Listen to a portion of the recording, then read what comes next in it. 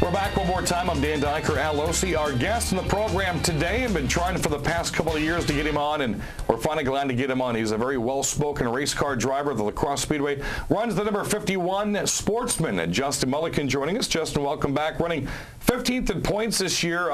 Still early in the season. I know you're not where you want to be, but back on June 2nd, you showed that your car can do what you want it to do. Yeah, it definitely can. It was actually a weird night. We made a lot of changes to the car that night. Went into the heat not really expecting anything or knowing exactly what was going to happen. So it was a pleasant surprise. Got some video we're going to show here of a practice night. This would have been the first time that you had the car on the track. This was earlier in the race season, and had a very nice day. Who shot the video here? This is actually shot by Bill Martin. I was going to wonder if Dr. Noy shot this because he's a video guru. Does he not have a zoom on his camera? No, apparently he doesn't. Well, those two, they are always pitting next to each other. They always share a lot of information together. Yep. And Bill runs very well, and the two of you seem to get along extremely well. Yes. Yep, definitely. Bill and I met back in his first season in 2010 and kind of became friends. And now, so what makes your car different? Most of our Sportsmen are Monte Carlos. Correct. What makes your car different from the cars that we see on a weekly basis in the Sportsman's class? Other than the body, not a whole lot. It is just a standard metric Sportsman chassis underneath like 90% of the cars, so it's just the body.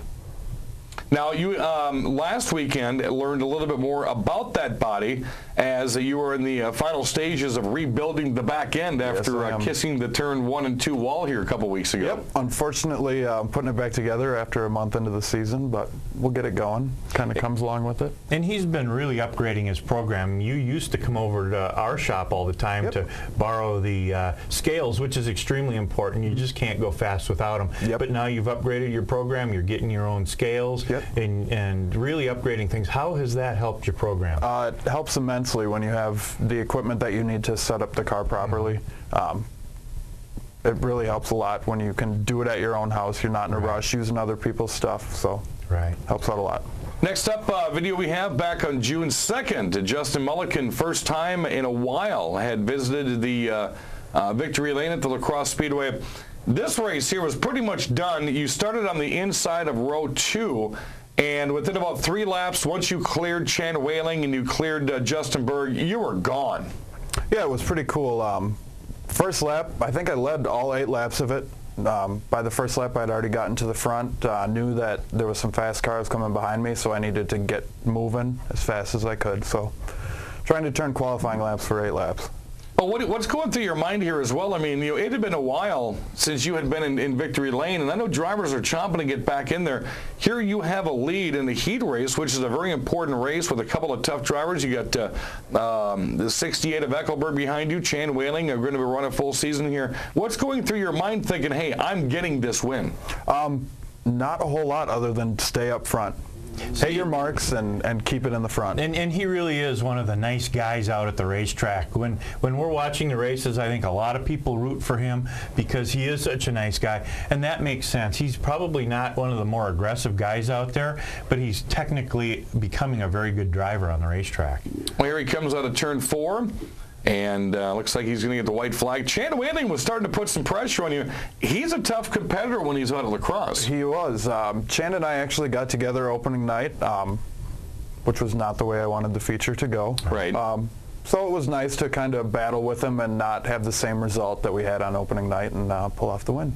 And he was looking like he just kind of ran out of real estate. You know, one or 2 more laps, you guys are going to go side by side. Yes, we were. He was trying to get underneath me, coming to the checkered flag, but that wasn't going to happen.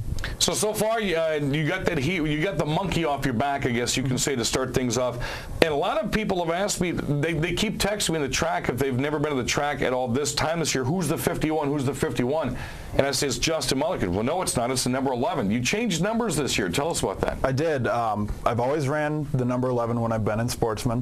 When I started out in Hornets, I was the number 151 and never really had any association with 11. So now that the 51 was open, I decided to take it.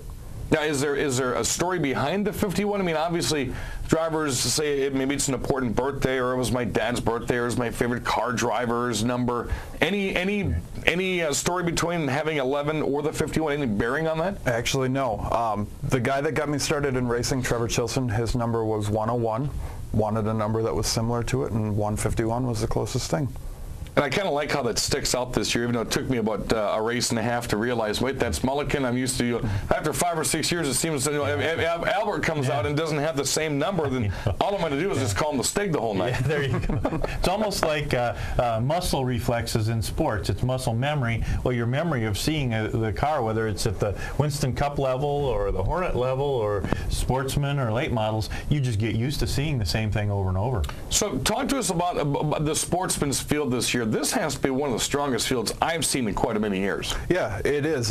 Definitely over the last couple of years, things have been a little bit lax. This year, we're getting a lot of fast cars back. Rosendal's coming back. Whaling's coming back. So a lot of the faster cars are making their presence known at La Crosse. And then you have Aaron and Randy Haas. Yep. You throw them back in the mix. Matter of fact, Aaron just picked up a feature win here just a couple of weeks ago. He did.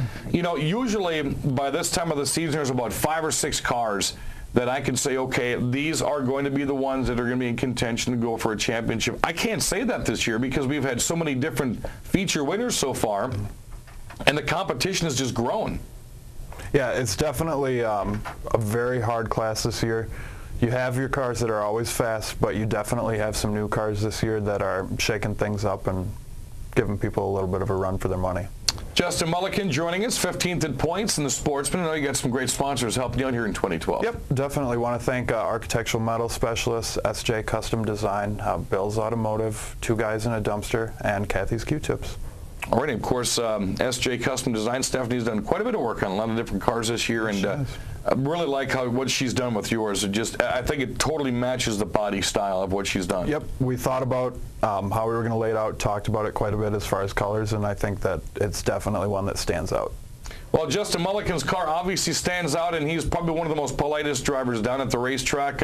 If you're a young race fan, I would really encourage you with the pre-race autograph session coming up this weekend, stop down to the 51 because Justin's always got some goodies out there, and we'll never turn away an autograph like almost all of our drivers at the track won't either. So you're going to be on the track. Yep, 51. definitely. All right, now you know where the mic goes, so we're going to try to get Justin on the program again and interview. I mean, I know this is a big night for you as well. You love when the families and the kids come on the track. Yeah, definitely. It's always good when you get to interact with the fans directly. So it's a good thing when they get to come down, get the hero cards, get some candy from us, and have a good time.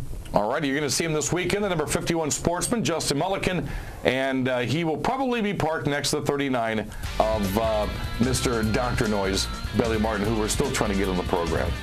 All righty, Justin, thanks for coming in. Good luck for the rest of the year. Yep, thanks for having me.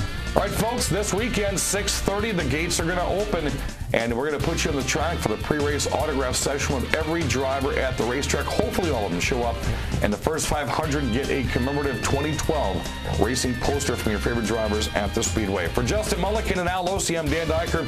Join us next week as we go on the track to talk more in depth with a lot more drivers so we can pack into a half-an-hour show here on 7 Rivers Racing, KQEG TV.